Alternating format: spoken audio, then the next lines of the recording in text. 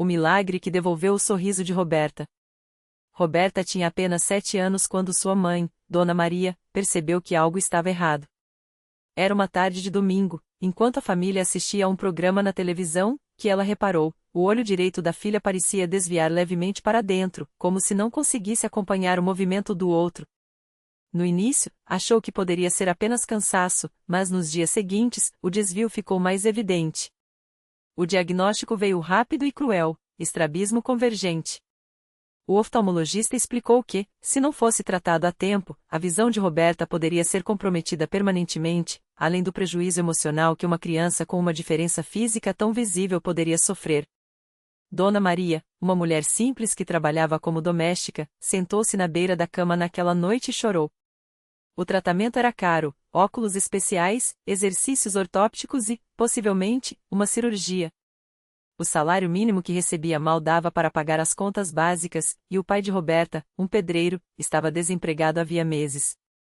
Como vou conseguir isso, meu Deus? Ela sussurrou, com as mãos trêmulas segurando a receita médica. Foi então que sua vizinha, Dona Jussara, uma senhora que frequentava a Igreja Universal do Reino de Deus há anos, bateu à sua porta com um prato de comida. Ao ver o rosto abatido de Dona Maria, perguntou o que estava acontecendo. Quando soube do problema de Roberta, Dona Jussara não hesitou: minha filha, onde o homem não pode, Deus pode. Venha comigo domingo à noite. Lá, você vai ver que não há impossíveis para quem tem fé. No domingo seguinte, Dona Maria entrou pela primeira vez na Igreja Universal acompanhada de Roberta e do marido, seu João.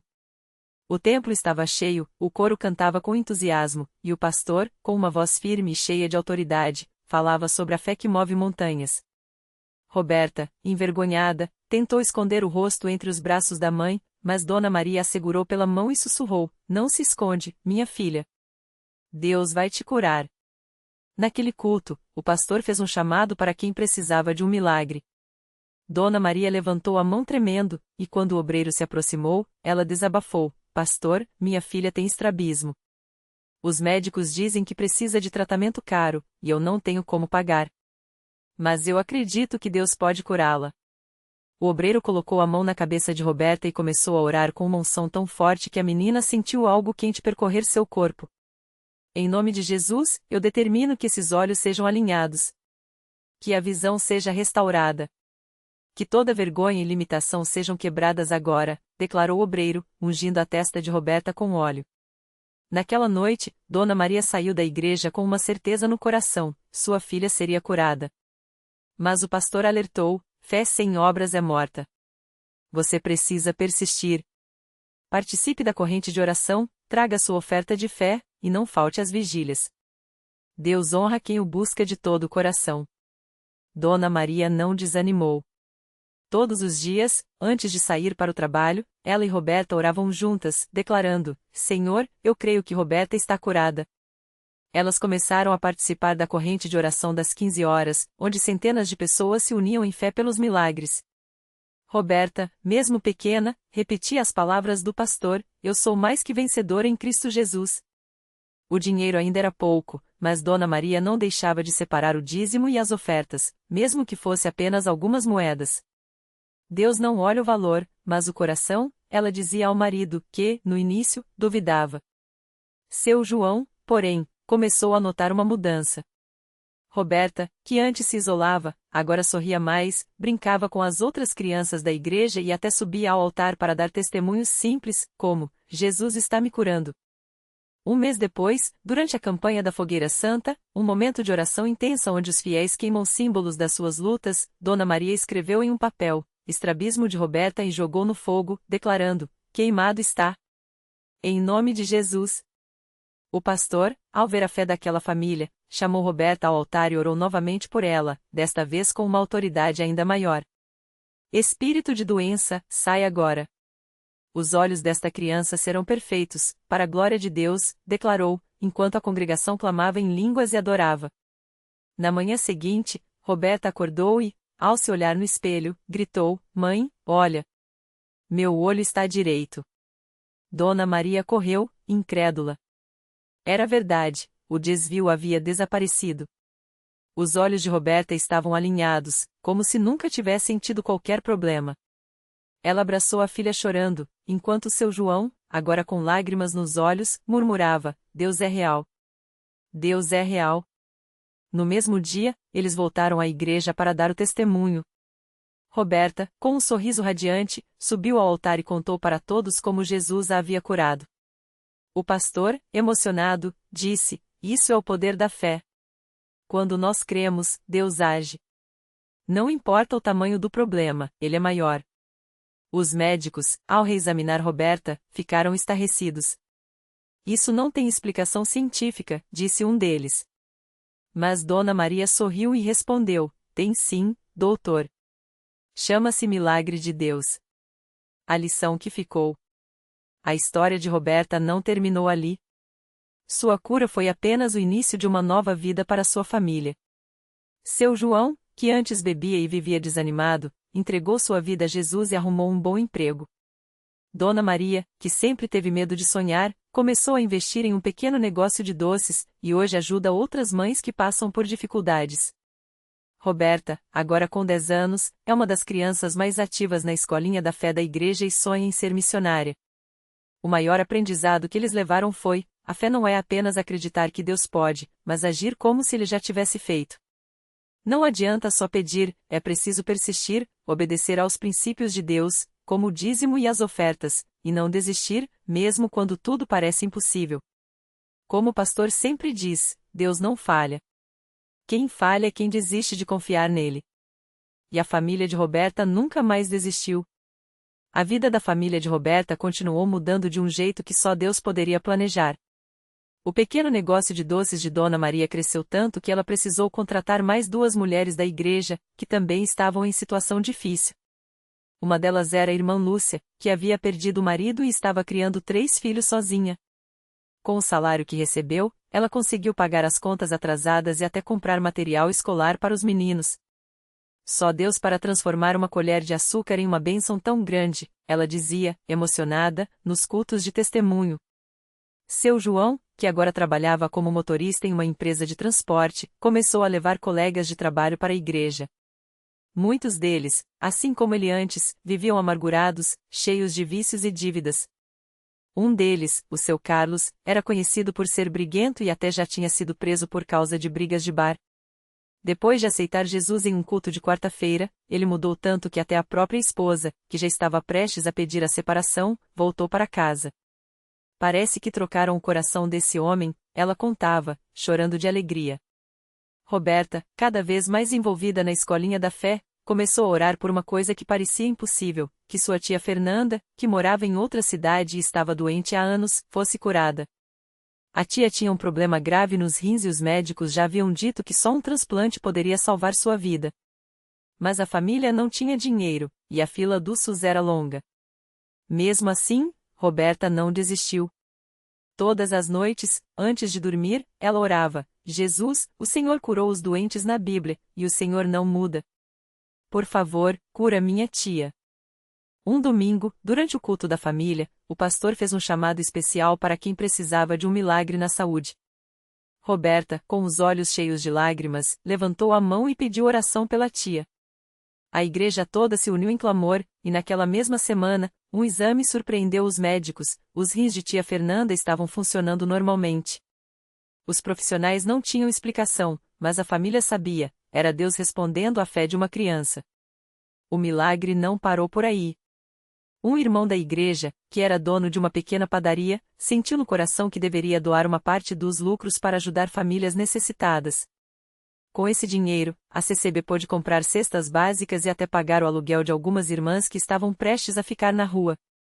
Quando a gente obedece, Deus multiplica, dizia o pastor, lembrando da história dos pães e peixes. A transformação da família de Roberta se tornou um testemunho vivo na igreja. Muitas pessoas que antes duvidavam começaram a acreditar que, de fato, Deus ainda opera milagres nos dias de hoje. E o mais lindo era ver como aqueles que haviam sido abençoados agora estavam abençoando outros. Seu João e Dona Maria passaram a visitar presos, levando a palavra de Deus para dentro das cadeias. Roberta, com sua fé simples e pura, começou a escrever cartinhas para crianças doentes nos hospitais, contando como Jesus havia mudado sua vida. Hoje, quando alguém pergunta como eles conseguiram superar tantas dificuldades, a resposta é sempre a mesma: não foi a gente. Foi Deus.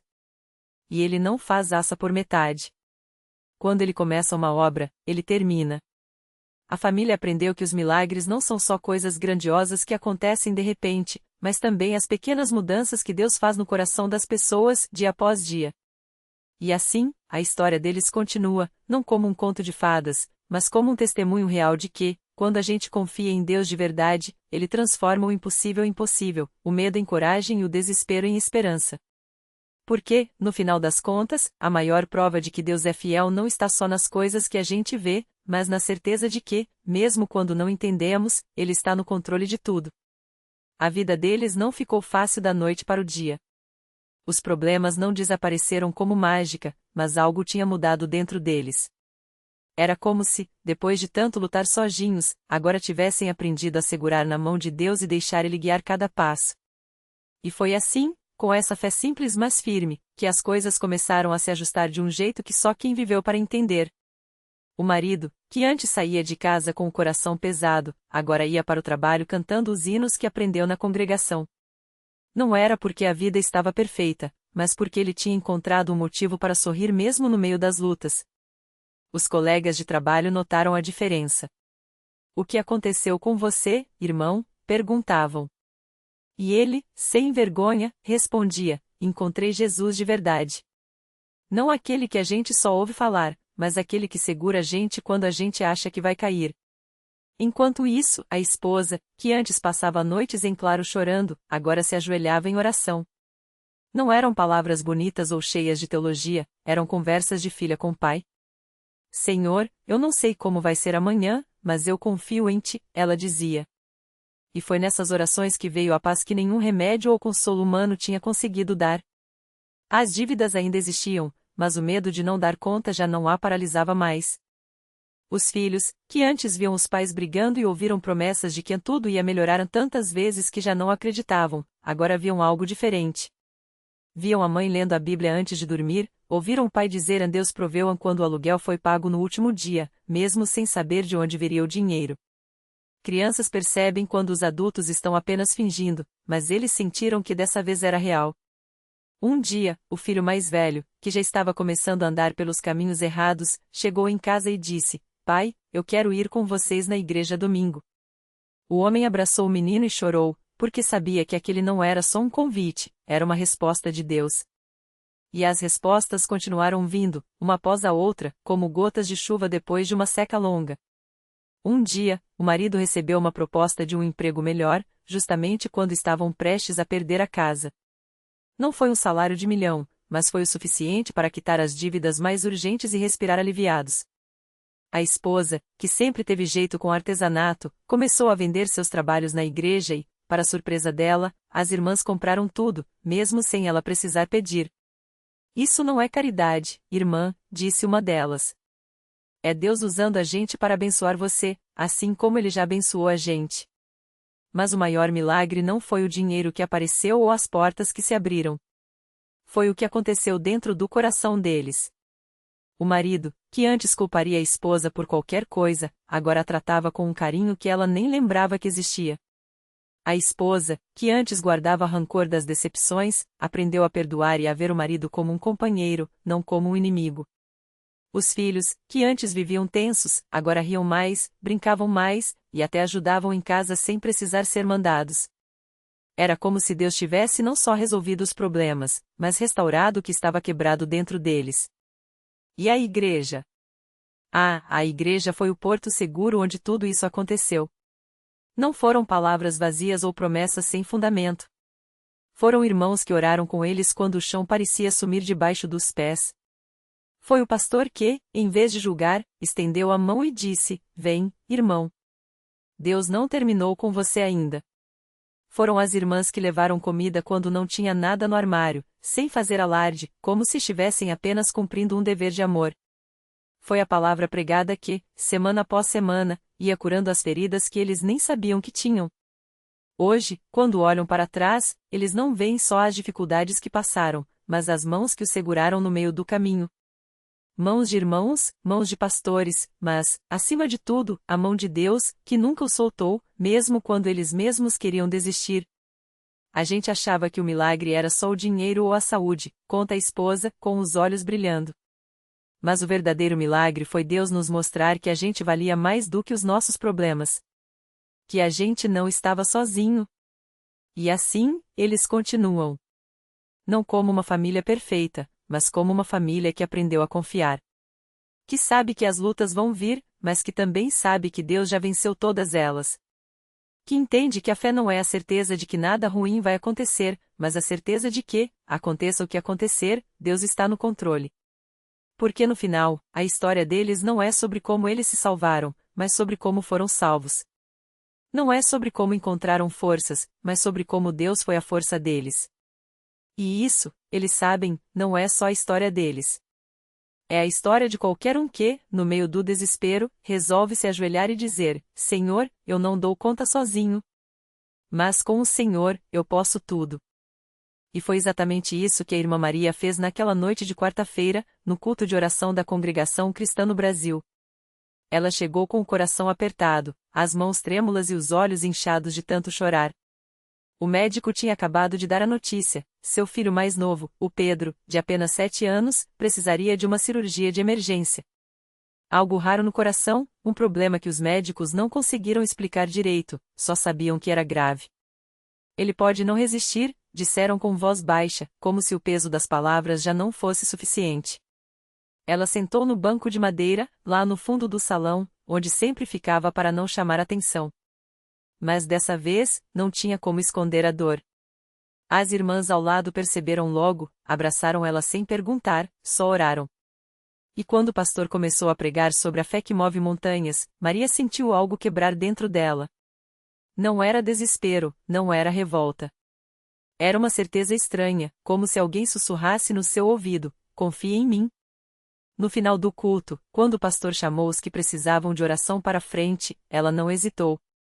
Levou a foto do Pedro no bolso, apertada contra o peito, e foi. Ajoelhou ali, no tapete vermelho gasto pelo tempo e pelas lágrimas de tantos outros que já tinham passado por ali. As mãos dos irmãos se juntaram às dela, e as vozes subiram unidas: Senhor Jesus, tem misericórdia. Tu és o médico dos médicos. Curai o nosso irmão Pedro, em nome de Jesus. Maria não sabia explicar, mas enquanto oravam, sentiu um calor no peito, como se uma mão invisível apertasse o seu ombro. E então, veio a paz. Não uma paz de quem não tem mais problemas, mas uma paz de quem sabe que o problema já não é maior que Deus. No dia seguinte, os exames foram refeitos. O médico entrou na sala com a cara séria, como sempre, mas dessa vez seus olhos brilhavam diferente. Não entendo, ele disse, balançando a cabeça. O problema no coração do Pedro, simplesmente não está mais aqui. Os exames mostram um coração completamente normal. Maria não chorou.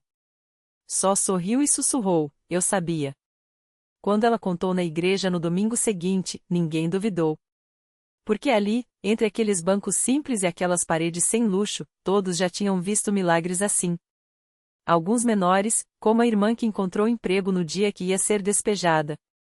Outros maiores, como o irmão que saiu da cadeira de rodas depois que os obreiros oraram por ele. Mas todos, sem exceção, eram sinais de que Deus não tinha esquecido deles. Hoje, o Pedro tem 10 anos.